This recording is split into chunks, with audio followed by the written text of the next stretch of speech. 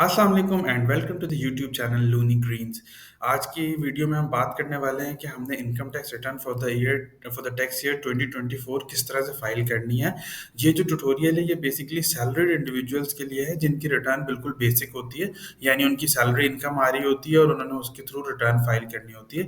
अगर आपकी कोई डिटेल डिफरेंट है, फॉर एग्जांपल आप साथ में कुछ बिजनेस भी कर रहे हैं या आपने कोई और इन्वेस्टमेंट इनकम भी है, तो आप इस वीडियो के कमेंट्स में सवाल अपना स्पेसिफिक पूछ सकते हैं जिसके ऊपर हम आपको जवाब दे देंगे।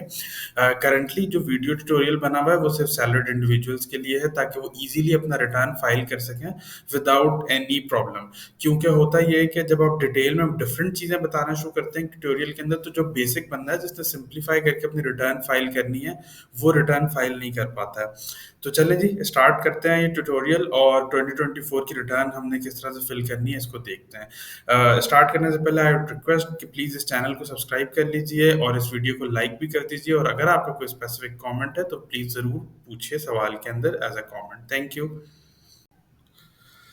अच्छा जी, ये आप देख सकते हैं जी, ये आइरिस एफबीआर की स्क्रीन है। यहाँ पे हम अपना जो जब हमने रजिस्टर कर लिया, रजिस्ट्रेशन की वीडियो का लिंक भी आपको इस डिस्क्रिप्शन में मिल जाएगा कि कैसे करनी है। आपने यहाँ पे खोलना है अपना अकाउंट, और फिर आपको मैं बताता हूँ क्या आपने। अच्छा, ऑलरेडी मेरी इस अकाउंट में रिटर्न सारी फाइल्ड हैं। 2024 का फॉर्म अभी खुला नहीं है, बट मैं आपको तरीक़ेकार बता देता हूँ। आपने जाना है यहाँ पर डिक्लेरेशंस, ठीक है? रिटर्न्स स्टेटमेंट्स के अंदर जाना है। आपने नॉर्मल रिटर्न सेलेक्ट करनी है और यहाँ पे आपके पास जो है वो नाम आ रहा होगा। अगर आप, क्योंकि इस अकाउंट के अंदर मल्टीपल नेम्स हैं, वरना आपको यहाँ पे ऑलरेडी नाम आ रहा होगा। यहाँ पे आपने 2024 सेलेक्ट कर देना है, ठीक है? 2024 सेलेक्ट करके इसको क्लिक करके कंटिन्यू करना है। तो अभी चूंकि फॉर्म्स खुले नहीं है तो मुझे कंटिन्यू नहीं करने देगा, ठीक है? देखिए वो कह रहा है अभी इनेबल नहीं हुए हैं फॉर्म्स। ये फॉर्म्स जनरली 1 जुलाई को इनेबल हो जाता है। 1 जुलाई को आप ये वाली फॉर्म्स फिल कर सकेंगे। अब मैं आपको लेके चलता हूँ, मैंने ऑलरेडी जो रिटर्न फाइल की हुई है उसकी तरफ, जहाँ से आपको मैं दिखा सकूंगा कि आपने जनरली क्या-क्या इनपुट करना है और कहाँ-कहाँ पे करना है, ठीक है जी? ये हमारी रिटर्न ओपन हो गई। तो अगर आपकी सैलरी इनकम है तो सैलरी इनकम सिंपली आपकी यहाँ पे ये आ जाएगी अमाउंट, जो टोटल अमाउंट है जो आपको सर्टिफिकेट आपके एम्प्लॉयर ने दिया है, उसके ऊपर जो अमाउंट लिखी हुई आ रही है वो आपने इस वाले उसमें डाल के यहाँ पे कैलकुलेट का बटन आपको नज़र आएगा, आप उसको क्लिक करेंगे, ये कैलकुलेट हो जाएगा। ये this is the first step. ये फॉर्म बिल्कुल ऐसे ही खुलेगा। अब ये already pre filled and submitted form है, तो इसके अंदर आपको मैं चीज़ें अब एडिट करके नहीं दिखा सकता, बट ये फॉर्म बिल्कुल ऐसे ही खुलेगा और यहाँ पे कैलकुलेट का बटन आपको नज़र आ रहा होगा। तो आपने जो भी इनपुट करनी है वो इनपुट डाल के आपने कैलकुलेट का बटन दबाते जाना है, ठीक है? तो आपने पहली चीज़ यहाँ पे ये डाली, फिर आप चले गए टैक्स चार्जेबल पेमेंट्स के अंदर और यहाँ पे आपने सेलेक्ट करना है एडजस्टेबल टैक्स, ठीक है? एडजस्टेबल टैक्स के अंदर जो टैक्स आपके एम्प्लॉयर ने काटा है, जैसे मेरे पास ये 1,95,372 रुपए लिखा हुआ आ रहा है, ठीक है? यहाँ पे आपने वो अमाउंट इनपुट कर देनी है जो आपको एम्प्लॉयर के सर्टिफिकेट के ऊपर से नज़र आएगी।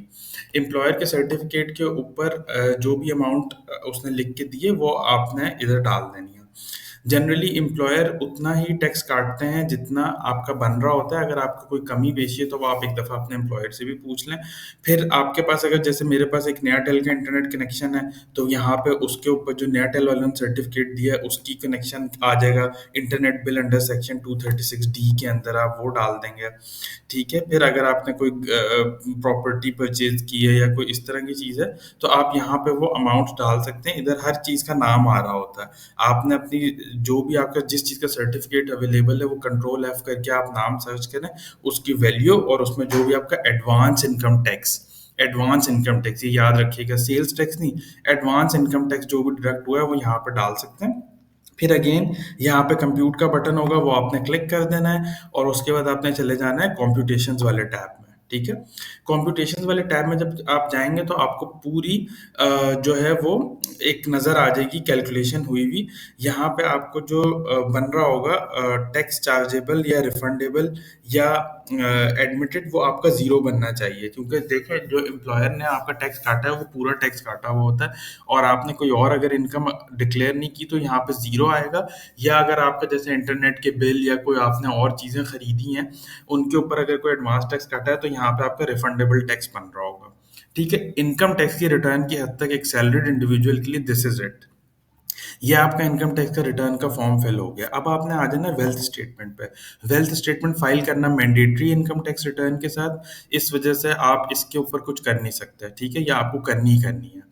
ठीक है, इसमें आपने सबसे पहले आ जाना है पर्सनल एसेट्स एंड लाइबिलिटीज के ऊपर।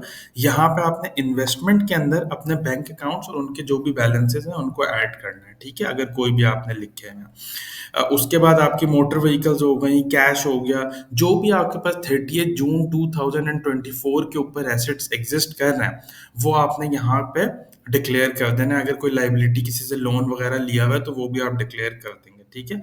यहाँ पे आपको बिल्कुल सिंपल हर चीज़ अंग्रेजी में लिखी हुई है, वो आप देख सकते हैं और अकॉर्डिंगली फिल कर सकते हैं। स्टिल अगर आपका कोई क्वेश्चन है तो आप कमेंट में भी पूछ सकते हैं, ठीक है।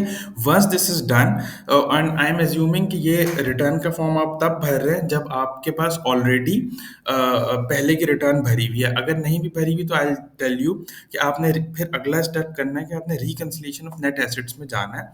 यहाँ पे आपका net assets previous year zero आ रहा होगा अगर आपने पहले रिटर्न कभी फाइल नहीं की। तो यहाँ पे जो आपके पिछले साल यानी 30 जून 2023 के ऊपर एसेट्स एग्जिस्ट करते थे, एसेट्स माइनस लाइबिलिटीज, वो वाला नंबर आपने यहाँ पे दे देना है नेट एसेट्स के अंदर, ठीक है।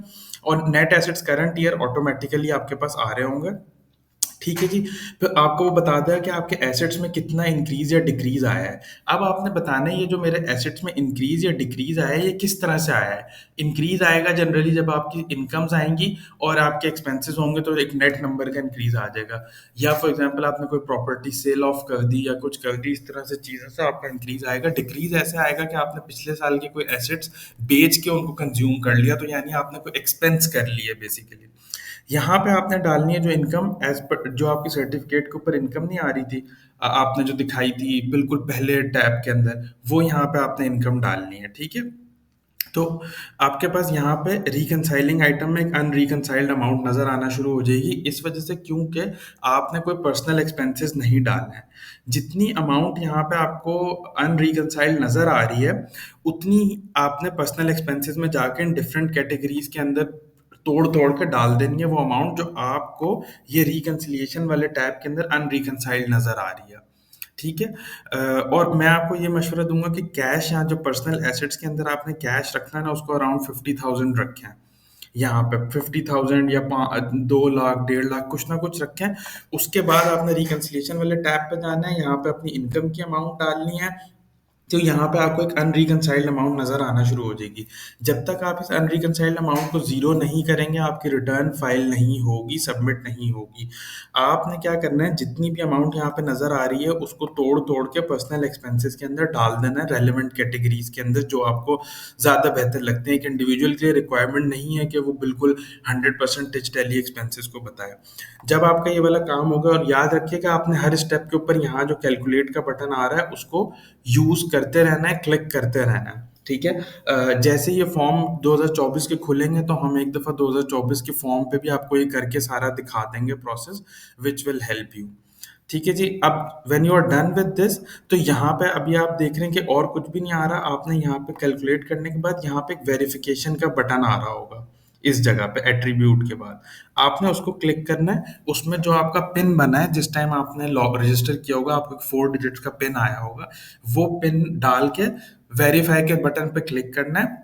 और फिर यहाँ पे जहाँ पे प्रिंट लिखा हुआ आ रहा है ना, यहाँ पे सबमिट का एक बटन आ रहा होगा, उधर से आपने सबमिट कर देना है और आपकी रिटर्न सबमिट हो जाएगी। और जिस तरह मैंने अभी ये खोली है इस तरह से ओपन हो जाएगी।